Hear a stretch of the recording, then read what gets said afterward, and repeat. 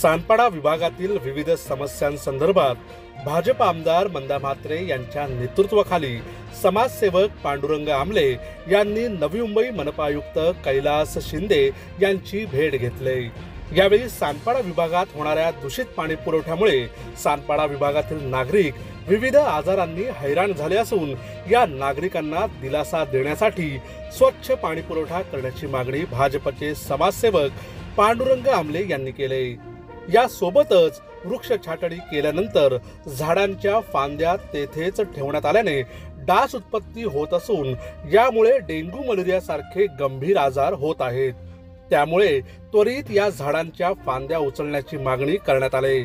Sanpada station परिसरात फेरीवाल्यांचा उपद्रव वाढत असून यामुळे गुन्हेगारी घटना वाढत आहेत। यावर आळा घालण्यासाठी अवैध फेरीवाल्यांवर कारवाई करण्याची मागणी करण्यात आली।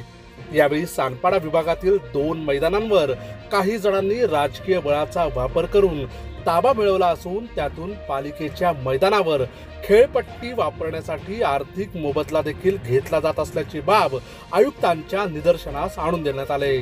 या सर्व विषयांसंदर्भात मनपा आयुक्त कैलास शिंदे यांनी कारवाई करण्याचे सकारात्मक आश्वासन दिले असून सानपाडा वासियांना या सर्व समस्यांपासून दिलासा देण्याचं काम भाजपाचे समाजसेवक पांडुरंग आमले यांच्या मार्फत करण्यात येत आहे। सानपाडा विभागामध्ये गेली अनेक दिवस पाण्याची समस्या उद्भवत आहे। सर्व नागरिकांना अतिशय गढूळ आणि लाल पाणी येत आहे आणि अशा पाण्यामुळे सानपाड्यातील सर्व घरांमध्ये अक्षरशः पेशंटची लाईन लागलेली आहे आणि सानपाड्यात जे स्थानिक हॉस्पिटल आहेत यामध्ये पेशंटसाठी बेड उपलब्ध नाही आहे आणि खरोखर याची दखल ही महानगरपालिकेने घेतली पाहिजे। वारंवार आम्ही आमचे ऑर्डर आहे त्यांना आम्ही लेटर दिलेले आहेत, परंतु त्याची दखल न घेतल्यामुळे आज आम्हाला मंदाताईंच्या मार्फत आयुक्तांना हे निवेदन देण्यास भाग पडलेला आहे। तरी कृपया आम्ही विनंती करेल की आयुक्तांनी दखल घेऊन लवकर याच्यावरती कारवाई करून आम्हाला चांगलं पाणी सानपाड्यामध्ये येईल आणि लोकांचे आरोग्याची त्यांनी काळजी घेतली पाहिजे। त्याचप्रमाणे सानपाडा स्टेशनच्या बाहेर अनेक फेरीवाले जे सानपाड्यातील सुद्धा नाही आहे किंवा नवी मुंबईतले नाही आहेत, अक्षरशः गोवंडी माणसं त्या फेरीवाल्यांनी सानपाड्याचा पूर्ण परिसर हा काबीज केलेला आहे आणि त्यांची मुजोरी आणि अरावी एवढी वाढलेली आहे की त्यांनी अक्षरशः पालिका अधिकाऱ्यांना मारझोड केलेली आहे। ठिकठिकाणी त्यांची शिवीगाळ चालू आहे आणि त्यांच्या मार्फत स्थानिकांच्या आमच्या चेन स्नॅचिंग होते, पाकिटमार होते आणि याची सुद्धा वारंवार आम्ही तक्रार आमच्या वॉर्ड अधिकाऱ्यांना दिलेली आहे। अनेक वेळा त्याची चुकूनची कारवाई होते किंवा नाटकी कारवाई होती, दाखवण्यापुरती कारवाई होते, परंतु आज आम्ही आयुक्तांमार्फत याच्यावरती कायमची कारवाई करावी अशी विनंती केलेली आहे। तर अपेक्षा आहे की पुढील काळामध्ये याच्यावरती नक्कीच ठोस अशी कारवाई होईल।